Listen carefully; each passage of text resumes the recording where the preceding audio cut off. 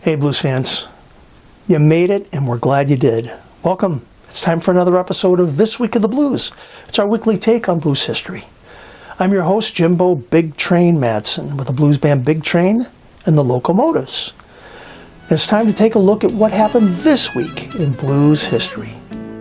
Blues pioneer, singer, and guitarist Cryin' Sam Collins was born August 11th back in 1887.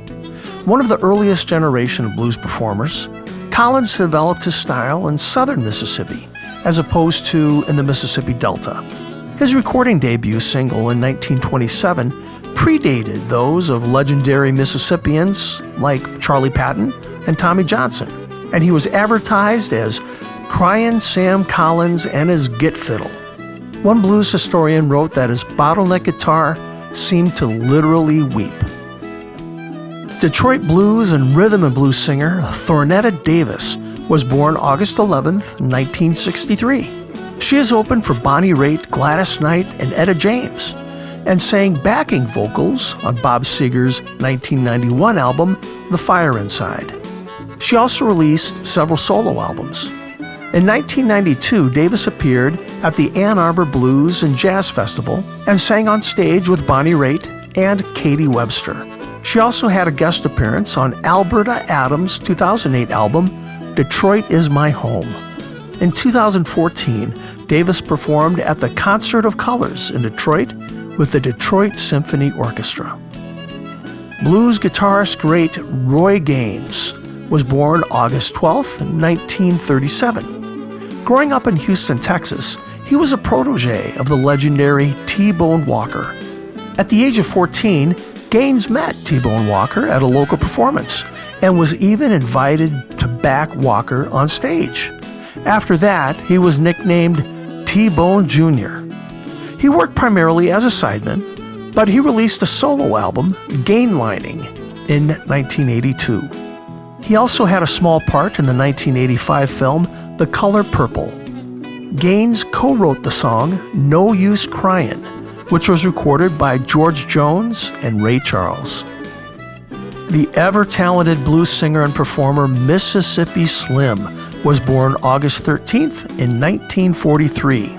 He was born in Shelby, Mississippi, and in the early 1960s, he worked as a tractor driver while singing in local clubs. In 1968, he moved to Chicago to pursue a singing career. Using the name Mississippi Slim, he performed in clubs in Chicago, where he became known for his multicolored hair and mismatched clothing.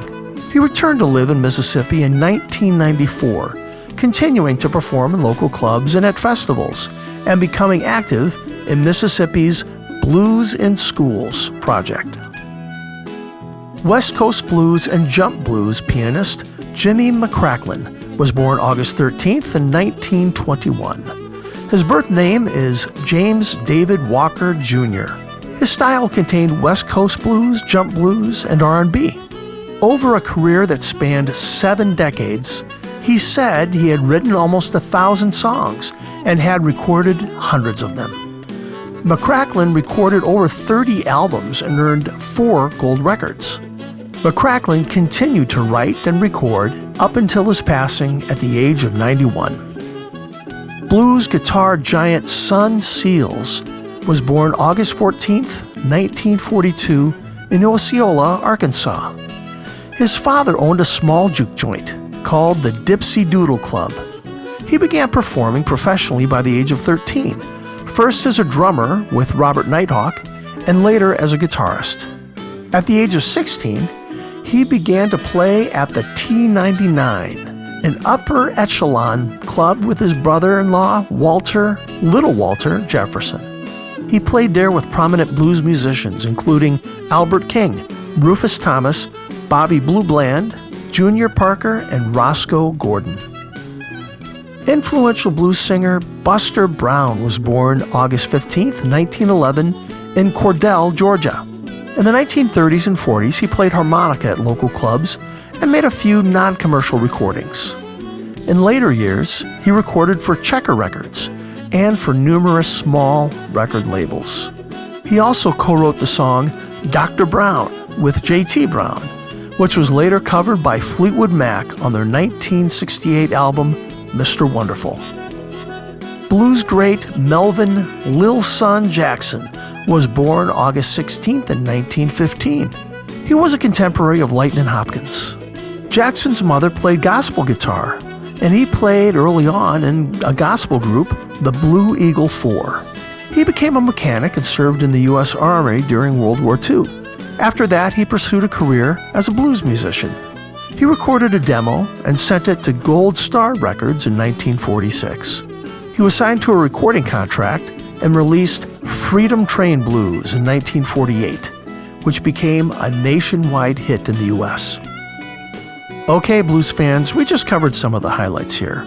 Now, if you want to know more about these artists or other things that happened this week in the blues, just be sure to follow our social media pages or go out and visit our website at bigtrainblues.com. Now, we'll have a new episode next week, so we'll see you then.